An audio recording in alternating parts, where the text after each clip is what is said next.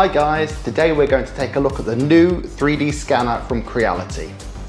This is the CR Scan Raptor, and it's the world's first hybrid blue laser and near infrared consumer scanner. So what does that mean, and is it any good? Let's get started. Wow, look at this. The case looks super premium. It's like a Pelican case. Let's see what we've got inside. This looks like a very premium device. Blue lasers and infrared on the front and control buttons on the back. We've also got a power adapter, a USB cable to connect the scanner to a computer. Underneath this first layer, we've got some reflective dots to aid scanning. And this is the calibration board to make sure the scanner is accurately calibrated. So the interesting part of this scanner is that it's a hybrid. Like a hybrid car which has an electric motor and a petrol engine, this scanner has two different methods of scanning built in. The near-infrared scanner is the scanning method that most 3D scanners use, with an accuracy of 0.1 millimeters. It can scan objects from the size of a mobile phone up to the front end of a car. However, the new and most interesting feature of this scanner is the blue light 7-line laser, which offers incredible scanning accuracy down to just 0.02 millimeters. We'll take a look at these two different modes and scan some different things to see the results that we can get and how we can integrate this into a 3D workflow. First, we'll try something basic, a face scan. The scanner has default settings for scanning a face, and this is something I can easily do myself using the scanner, by keeping very still and moving the scanner around my face.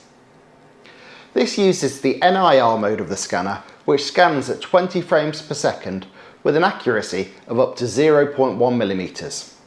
It takes about 2 minutes to scan my face, and you can see the scanner provides a detailed result, which is great for close-up renders.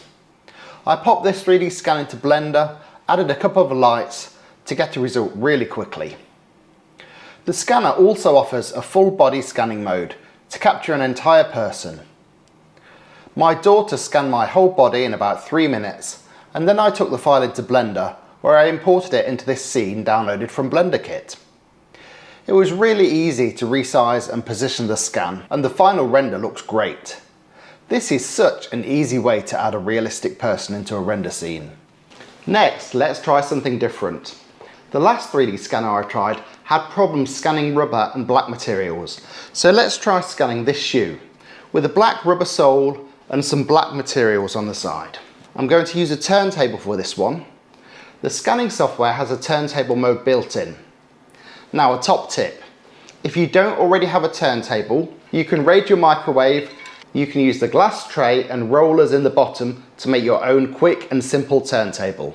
Nice even lighting is important for this, so I've set up a simple fill light next to the window to help the scanner get the best results. I'm slowly spinning the turntable around while keeping the scanner mostly still to capture the shoe from all angles. It takes about 2 minutes to scan the entire shoe, and you can see here from the results that everything looks good, with the black rubber sole coming out and the black on the side of the shoe coming out nicely. Right, let's get on to the exciting part, the blue laser scanning. For this experiment, I'm going to scan this plastic part which came off my washing machine. It has some thin plastic fins and detailed clips which traditionally are very difficult for a 3D scanner to cope with. It's a fairly featureless white moulding with two sides that I'm going to try and scan in two parts and then join them together. Now, blue laser scanning requires you to stick the supplied reflective markers onto the object that you're scanning. You need a lot of markers as the scanner always needs to see at least 4 at any given time. This aids the scanner to know which part of the model is being scanned and helps with the tracking. This blue laser scans at 60 frames per second with an accuracy of 0.02 millimeters.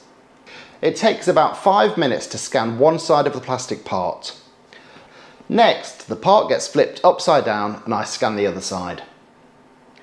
You can see the outstanding detail captured here.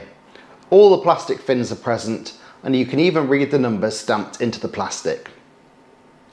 Within the software, you can then select 3 parts of the model which are common to both scans, and the software automatically aligns and joins these models together to make one complete scan, which includes all of the model.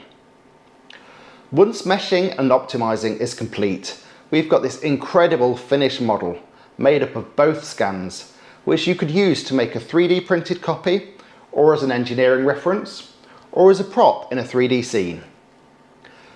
As far as I know, there's no other way to get such a detailed and accurate 3D model so quickly using any other method. So, what are the limitations of this scanner? Well, it isn't that portable unless you have a laptop, as the scanner needs to be plugged into a computer to work. Both modes of the scanner have different strengths and weaknesses. I scanned this can of beans using both blue laser and near infrared. The blue laser scan takes longer to scan and process, but it's captured the complex geometry of the can perfectly, although the material texture isn't that high resolution. Whereas the near infrared scan is much quicker and captures the label texture more accurately, it's at the expense of model geometry. However, near infrared can capture much larger objects, so it all depends on what you need to scan, I guess. 3D scanning is a fast-growing industry, and this scanner could be really useful for engineers building prototypes, healthcare professionals for fitting prosthetics, and even for cultural heritage, where you could scan precious artworks, furniture and sculptures for easy sharing in virtual reality. I think the real star of the show here is the blue laser scanning. As long as you can place a lot of tracking markers on your object, the geometry detail you can get out of this scanner is really amazing. Let me know if you guys have any other ideas for ways to use this scanner, and if there are any really good ones, I might make a future video on it.